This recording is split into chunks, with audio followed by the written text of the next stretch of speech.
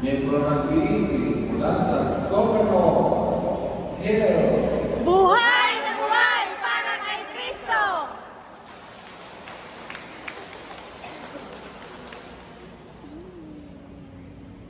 Mga miyembro at hindi miyembro ng BEC,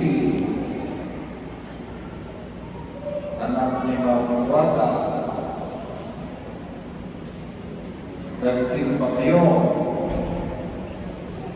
sa simbahan ng Our Lady of Guadalupe. Buhay na buhay para kay Kristo!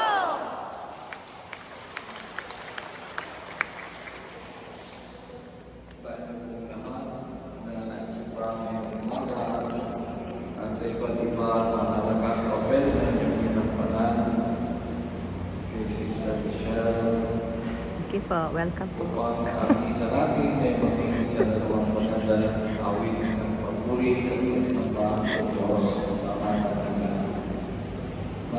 Maraming salamat po. Malangan naman po, Father